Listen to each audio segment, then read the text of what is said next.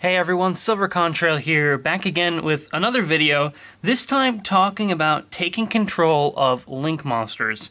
So one of the more interesting parts of the new Link rule set and the Link monsters in general is how they interact with the field, right? So they have Link pointers and Link arrows. I don't actually have a Link monster to show you. I'm just about to go pick them up today, but realize that, of course, where they are on the field matters, and so if you take control of them, that also matters. In fact, it matters a big deal. It allows you to basically create link zones on your side of the field without ever summoning a link monster yourself. One of the ways you could do that is with a card like Mind Control, which will take control of that monster, bring it to your side of the field. Now, keep in mind, of course, that if you do take control of a link monster, it's going to go to your main monster zone.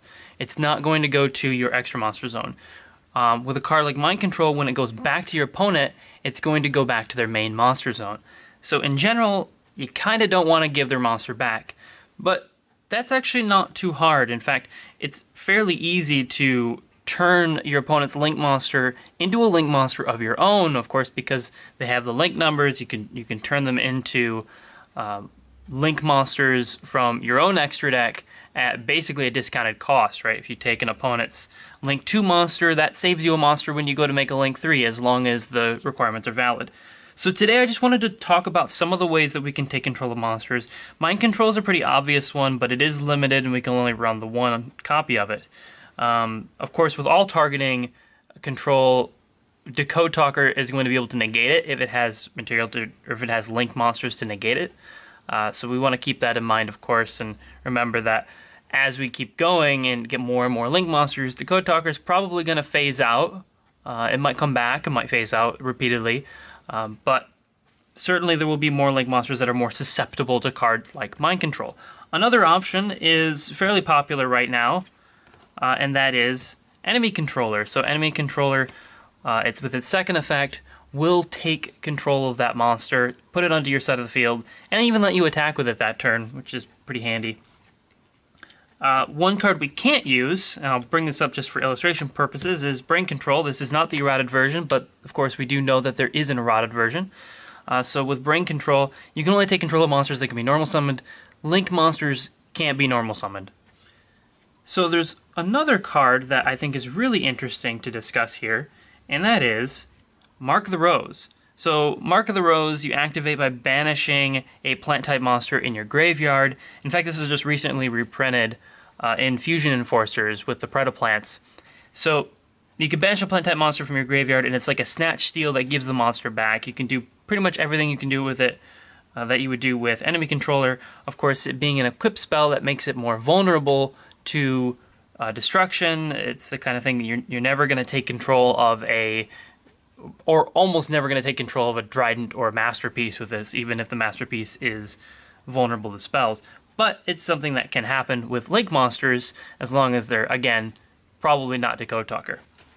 And I really like this because, of course, we do have a really nice engine that already works with Link themes, and that is already plant-based, and that is the Predaplant engine. So don't mind these ratios, I just have some example cards to put out here. So this is already going to put in plenty of plant monsters to fuel Mark of the Rose. So just this combo enough is going to put 2 monsters in there, provided you make a non-plant Xyz monster.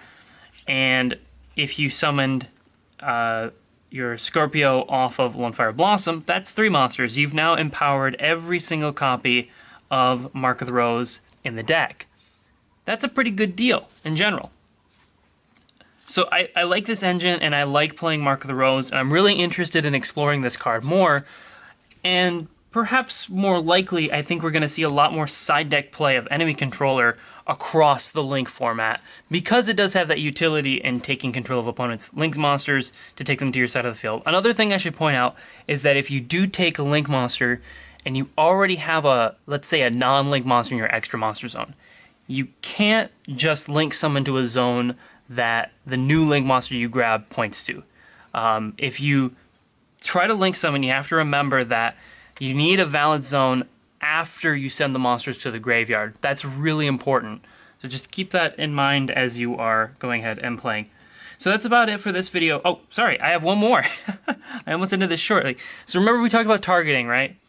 There's one non-targeting card that I think is really interesting here, and that's Creature Swap. This doesn't really help you that much against Decode Talker, right? Because Decode Talker, if you summon it, you're going to have multiple monsters. But if we get to a point where we need a non-targeting way to take control of opponents' link monsters, perhaps they only have the one link monster at a time. Maybe it's some theme that doesn't really need the link monster to summon more cards. Maybe it just needs link monsters for their boss effects, like the weathery stuff. More than likely they're going to have negates for that too. But maybe at some point there'll be a purpose for Creature Swap, which would be really cool. Okay, so that's all the content I have for you in this video. Thank you guys for watching, and until next time then.